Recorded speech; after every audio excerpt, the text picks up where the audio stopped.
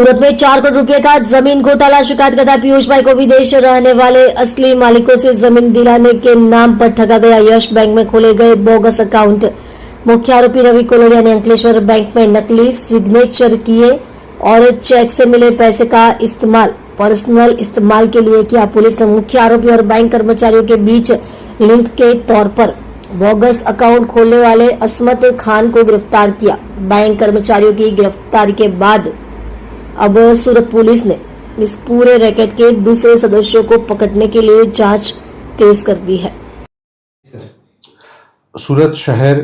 અનેક ક્ષેત્રોમાં ખૂબ જ ઝડપથી પ્રગતિ કરી રહ્યું છે અને એ ક્ષેત્રો પૈકી એક છે રિયલ એસ્ટેટ કે જેમાં ખૂબ જ ઝડપથી સમગ્ર શહેરમાં કન્સ્ટ્રક્શન અને જમીન લે વેચનો વ્યવસાય પણ ખૂબ જ ઝડપથી પ્રગતિ કરી રહ્યો છે અને આ જ વ્યવસાયમાં ઘણી વખત ઘણા એવા તત્વો કે જે પોતે અન્ય લોકોને ખોટી રીતે પ્રોપર્ટી અપાવવા માટેનો વિશ્વાસ આપી અને તેઓ સાથે વિશ્વાસઘાતને છેતરપિંડી કરતા હોય છે। એવા જ એક બનાવમાં ફરિયાદી શ્રી પિયુષભાઈ સાથે રવિ કોલડિયા નામના આરોપીએ તેમને જમીન અપાવી દેશે એવો વિશ્વાસ આપી અને આ જે જમીન હતી એ ફોરેનમાં વસવાટ કરતા લોકોની હતી અને તેમની સાથે વિશ્વાસ અપાવી ફરિયાદી પાસેથી 4 કરોડના ચેક લઈ લીધા અને જે મુખ્ય મૂળ માલિક હતા તેમના નામના ખોટા યસ બેંકમાં અંકલેશ્વર ખાતે ખાતા ખોલાવી અને એ ખાતામાં ફરિયાદી દ્વારા આપવામાં આવેલા ચેક જમા કરાવી અને પૈસા પોતે પોતાના અંગત ઉપયોગમાં લઈ લીધા, જે અનુસંધાને ગુનો દાખલ કરેલ હાલમાં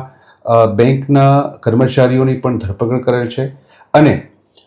આરોપી રવિ કોલડિયા અને બેંકના કર્મચારીઓ વચ્ચે જે વ્યક્તિએ પોતે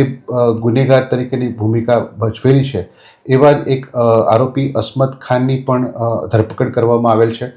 આ આરોપીનો રોલ એવો હતો કે એણે રવિ કોલડિયા અને બેંકના કર્મચારીઓ સાથે એકબીજાનો પરિચય કરાવી અને પોતે ખોટા બેંક અકાઉન્ટ ફરિયાદ અન્ય સાહેદના નામના કે જે લોકો ભારતમાં હયાત નહોતા તેમના બેંક અકાઉન્ટ ખોટી સહીઓ કરી અને ખોલાવવામાં હાલના આરોપીની મુખ્ય ભૂમિકા છે। એની ધરપકડ કરવામાં આવેલ છે અને તપાસ ચાલુ છે।